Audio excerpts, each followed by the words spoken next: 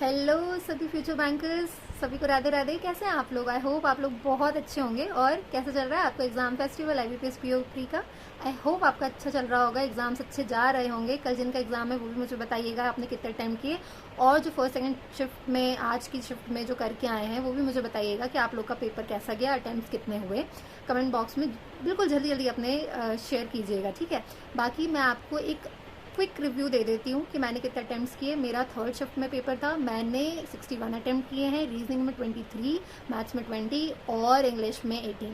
जी हाँ, जिसमें मैं तुर्रम खान बनती थी ना, उसमें मैं आज डूब चुकी हूँ। तो मैं आपको आगे बताती हूँ। जिनको क्विक व्यू के लिए चाहिए था वो मैंने बता दिया। बाकी अब हम डिस्कस करेंगे आगे पेपर कि कैसा क्या पेपर था थर्ड शिफ्ट का। तो आज जो पेपर था काफ़ी रीजनिंग में बच्चे बोल रहे हैं कि काफ़ी ब्लंडर करके आए हैं रीजनिंग में। मैं पर्सनली इंग्लिश में ब्लंडर करके आई हूँ। तो चलिए शुरू करते हैं। सबसे पहले रीजनिंग सेक्शन ही खुला था। मैं थोड़ा सा शॉक हो गई थी रीजनिंग सेक्शन देख के, क्योंकि मैं ऑलिव बोर्ड के क्वेश्चंस मॉक्स लगाती हूँ तो उसमें सबसे पहले इंग्लिश ही खुलता है।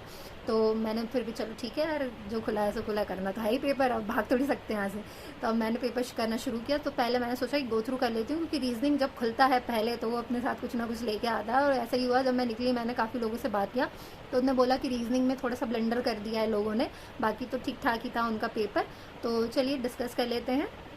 सबसे पहले मैं मिसलेनियस क्वेश्चन करती गई और फिर मैं मार्क करती गई कि मुझे क्या क्या करना है। मिसलेनियस क्वेश्चन में एक वर्ड फॉर्मेशन था जिसमें कोई वर्ड नहीं बन रहा था, और एक डिजिट वाला था फॉरवर्ड बैकवर्ड, उसमें मुझे 3 मिल गए थे तो मैंने 3 लगा दिया था। आप मुझे बताइएगा करेक्ट है कि नहीं है।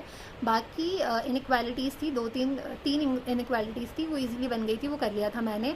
उसके बाद मैंने उठाया ब्लड रिलेशन। अब मैंने पहले ब्लड रिलेशन उठाया तो ब्लड रिलेशन मेरा नहीं बना, मतलब बन गया था लेकिन मतलब मैंने नोट डाउन कर लिया था, लेकिन मैं उसको मर्ज नहीं कर पा रही थी। मुझे समझ नहीं आ रहा था कि मैं मर्ज कैसे करूँ। तो मैंने सोचा हो सकता है बाद में बन जाए, अभी प्रेशर में हूँ, आगे चलते हैं देखते हैं। फिर सबसे जब मैं नीचे आई तो मैंने देखा कि उसमें 3 डिविजन्स वाले, जो 3 डिविजन्स में मार्केटिंग, HR और एक और पब्लिक करके कुछ डिवीजन थे, उसमें 9 लोग काम कर रहे थे। मुझे लगा हो सकता है ये ईजी हो, उठा लेती हूँ, हो सकता है कभी कभी नीचे दिया हो तो ईजी हो। अब हमें पता नहीं चलता ना, करने के बाद समझ में आता है। तो जब मैं उसको करने लगी मैंने 1 मिनट ख़राब किया, उसके बाद मुझे समझ में आया कि इसमें काफ़ी पॉसिबिलिटी बनेगी, तो इसको छोड़ना ही अच्छा होगा।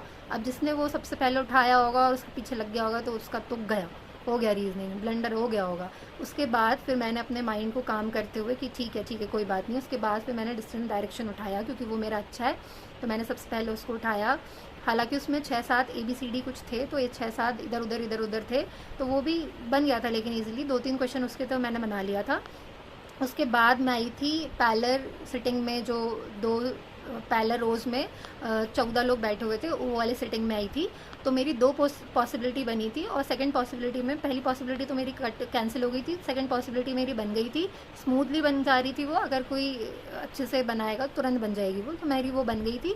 उसके मैंने क्वेश्चन कर लिए थे। उसके बाद फिर मैंने दूसरा क्वेश्चन शायद ड्राई फ्रूट्स वाला ही था, तो मैंने फिर वही उठा लिया था कि ये ठीक है, क्योंकि जो तीसरा क्वेश्चन था उसमें भी 6 लोग थे, 6 लोग थे कि 6 मतलब कुछ था, और वो 3 मंथ उसमें कुछ दिया हुआ था, ऐसा कुछ दिया हुआ था, 3 मंथ के बेस पे था वो। तो उसमें नीचे नोट लिखा था, तो मेरे को थोड़ा सा वो ज़्यादा लेंदी वगैरह लग रहा था, तो मैंने ये ड्राई फ्रूट्स वाला ही पहले उठा लिया था कि ये हो जाएगा मुझसे। स्टैक में था और वो हो भी गया था, लेकिन उसमें भी 3 पॉसिबिलिटी मेरी बनी थी, तब जाके मतलब वो मेरा क्वेश्चन हुआ था। अब ये होने के बाद फिर मैंने, जब ये मेरा हो गया तो उसके बाद मेरे पास टाइम कम बचा था, आई थिंक 1-2 मिनट बचे हुए थे। तो मैंने फिर अनसर्टेनिटी वाले में गई, वो छोटा सा था, तो मेरे को पहले, क्योंकि अनसर्टेनिटी में मेरा बनता नहीं है, मैं बहुत बार स्टक हो जाती हूँ उसमें, तो वो लेकिन बहुत छोटा सा था, मैंने 2 मिनट बचा था तो मैंने वो उठा लिया था, तो वो तुरंत हो गया था। उसके भी 3 क्वेश्चन थे, तुरंत हो गया था। मुझे ये याद नहीं है कि कितने लोग थे, क्योंकि उसमें ये पूछा भी नहीं था शायद, तो मुझे ये भी याद नहीं कि उसमें टोटल कितने लोग थे। उसके बाद फिर मेरे पास कुछ सेकेंड बचा हुआ था, मैंने सोचा फिर से विजिट कर लेती हूँ यार, ब्लड रिलेशन हो सकता है बन जाए, क्योंकि मैंने उसको बना के रखा था, बस मर्ज नहीं कर पा रही थी कि किसका रिलेशन किससे बिठाऊँ मैं, ऐसा करके। तो वो फिर भी मुझसे मर्ज नहीं हुआ, क्योंकि पता है ना आखिरी मोमेंट पे नहीं हो पाता है, आप प्रेशर में इतने रहते हो कि दूसरा सेक्शन खुलेगा, तो उस चक्कर में मेरा नहीं हो पाया। अब मैं बताती हूँ इंग्लिश में मैंने क्या क्या ब्लंडर किया। इंग्लिश में मुझे लगा मैं तो तुर्रम खान हूँ।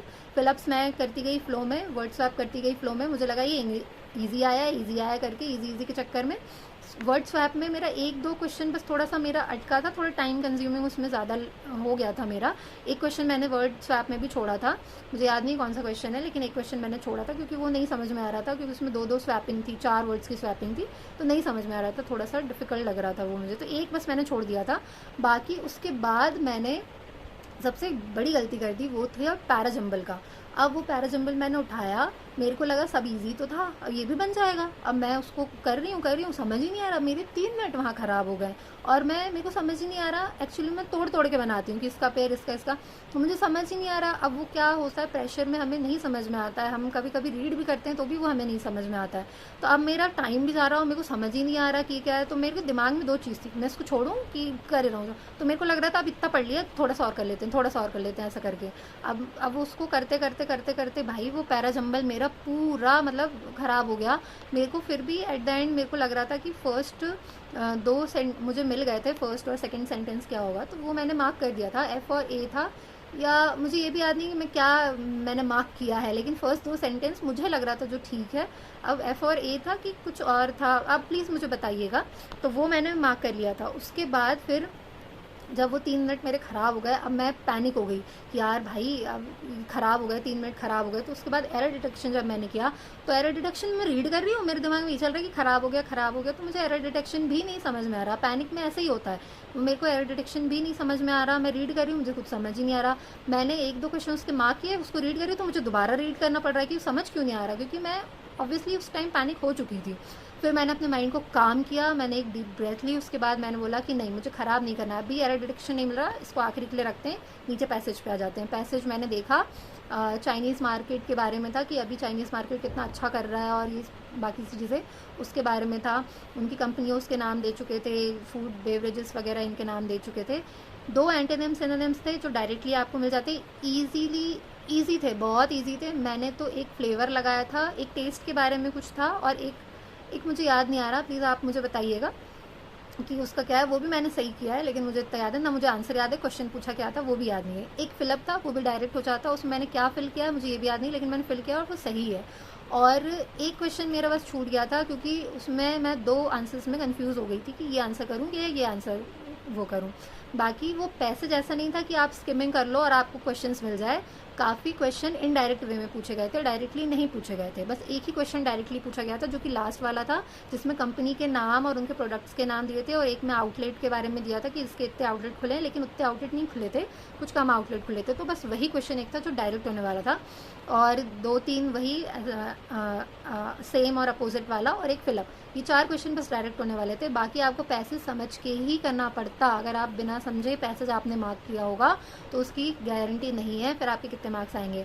तो मेरा जो इतने ही मैं फिर करते करते मेरे टाइम आउट हो गया था, क्योंकि मैं सोच रही थी मेरा पैसेज ना ख़राब हो जाए, इसलिए मैंने पैसेज आराम से किया था। मैंने उसमें बिल्कुल भी वो स्किमिंग वाला वो नहीं लगाया था, और अच्छा हुआ कि मैंने नहीं लगाया, वरना हो सकता है वो भी मेरा गलत हो सकता था। तो वो पैराजंबल के चक्कर में मेरा इंग्लिश का थोड़ा सा जो था वो बेकार चला गया। मैं खुद को तुर्रम खान समझती थी कि इंग्लिश मेरा अच्छा जाता है, लेकिन इंग्लिश इन्होंने मुझे डुबा दिया, है ना।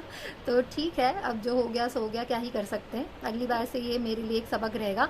बाकी क्वांट्स ईजी था। क्वांट्स मैंने सोचा कि पहले गो थ्रू करूँगी, इंग्लिश जैसे नहीं करूँगी मैं इसमें, लेकिन गो थ्रू करते करते जो पहला खुला था क्वेश्चन, वो आई थिंक डीआई था, और वो बार ग्राफ नहीं बार ग्राफ नहीं, लाइन ग्राफ था, बॉयज़ एंड गर्ल्स का, जिसमें गर्ल्स का वो दिया था, लाइन ग्राफ में वैल्यू दी थी, और नीचे उनका रेशियो दिया था।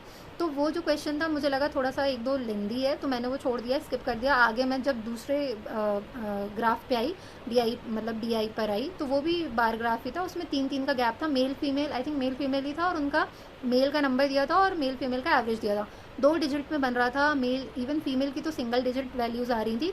तो मुझे वो बहुत ईजी लगा था, तो मैंने तुरंत कर लिया था, उसमें ज़्यादा टाइम मेरा कंज्यूम नहीं हुआ था। अब वो करने के बाद मेरे दिमाग में आया कि ये ईजी था, तो वो भी ईजी होगा, जो दूसरा वाला डीआई था वो भी ईजी होगा। तो मैं वापस उस डीआई पे चली गई, और उसके चक्कर में शायद उसका 20 आई थिंक 20 के गैप में था वो, हाँ 2020 के गैप में था वो, बॉयज़ एंड गर्ल्स वाला। तो उसके 2-3 क्वेश्चन में ना मैं स्टक हो गई थी, मतलब मेरी स्पीड भी स्लो हो गई थी और मैं अटक भी गई थी 1-2 क्वेश्चन में। लेकिन फिर भी मैं उसमें लगी रही, जो कि अगेन मेरी गलती थी उसमें। तो वो उस चक्कर में मेरे जो नीचे 1-2-3 सिंप्लीफिकेशन थे वो छूट गए।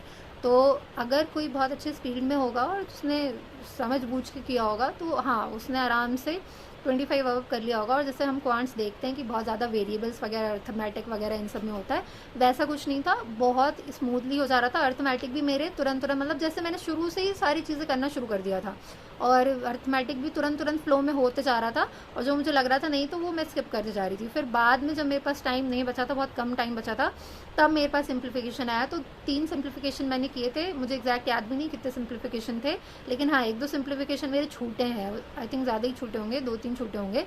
3-4 सिंप्लीफिकेशन मैंने किए हैं। और इनइक्वालिटीज़ जो रहती है, मतलब क्वाड्रेटिक इक्वेशन, वो 3 थी, तो वो भी मैंने कर ली थी, वो हो गया था मेरा। उसके बाद फिर आखिरी में एक आध क्वेश्चन मैंने और किया था, तो 20 मेरे ओवरऑल 20 मैथ्स में हुए थे। अब अगर कोई बहुत अच्छा होगा जिसने इंग्लिश में, मतलब इंग्लिश में जिसने अच्छा किया होगा, जो पैराजंबल में नहीं फंसा होगा, तो हाँ और अच्छा किया होगा। बाकी मैंने अपने आजू बाजू लोगों से निकलते टाइम और भी लोगों से पूछा था, तो काफ़ी लोग का जो थर्ड शिफ्ट में, आज की थर्ड शिफ्ट में रीजनिंग काफ़ी बिगड़ा है लोगों का। लोगों को इंग्लिश और मैथ्स ईजी लगी, लेकिन रीजनिंग के चक्कर में लोगों ने काफ़ी ब्लंडर्स हो गए हैं। तो आई थिंक उनका वो रीजनिंग वाला ख़राब हो गया, और मेरा पैराजंबल के चक्कर में मेरा इंग्लिश ख़राब हो गया। और एक बात ये भी है कि मैं कभी भी ये नहीं चाहती हूँ कि मैं तुक्का लगा दूँ कि नहीं अरे ये हो चलो कुछ भी होगा, नहीं। तुक्के में मैं बहुत देख चुकी हूँ कि बहुत नेगेटिव मार्किंग चली आती है। तुक्के में हम समझ ही नहीं पाते हैं कि कितना हमारे नेगेटिव मार्किंग चला जाता है। तो मैं तुक्का बिल्कुल भी नहीं लगाती। इंग्लिश में मेरा मन कर रहा था कि पैराजंबल में तुक्का लगा दूँ, लेकिन अगर मैं तुक्का लगा लेती तो मेरे और कम मार्क्स आते। तो मैंने इसलिए मैं तुक्का नहीं लगाती हूँ, बहुत कोशिश करती हूँ कि मैं कम से कम तुक्का लगाऊँ। आप लोग को भी यही सजेस्ट करूँगी। बाकी मैं अपनी गलतियों से मैं आगे पेपर में सीख लूँगी, और इस तरह से अब मैं परफॉर्म नहीं करूँगी। लेकिन हाँ ये था कि मैं और बेटर कर सकती थी। आप लोग भी अपने मार्क्स बताइएगा, और आप लोग भी बताइएगा आपको पेपर का लेवल कैसा गया, कौन सी शिफ्ट में आपका पेपर था। आज का सबसे टफ शिफ्ट पता नहीं मुझे कौन सा है कौन सा नहीं, क्योंकि अभी मैंने तक देखा नहीं कि फर्स्ट और सेकंड शिफ्ट में क्या आया था। लेकिन जो मेरा शिफ्ट था उसमें रीजनिंग लोग टफ बता रहे थे, और इंग्लिश के पैराजंबल मुझे टफ लगा। बाकी आप लोग बताइएगा आपका कैसा रिव्यू था। क्वांट्स तो मेरे को ठीक ठाक लगा, क्वांट्स ईजिली हो जा रही थी। आप लोग बताइएगा आपका कैसा क्या पेपर रहा। बाकी जिनका कल पेपर है उनके लिए ऑल द बेस्ट। और चलिए मिलते हैं फिर, है ना, तब तक के लिए bye bye, Radhe Radhe, take care.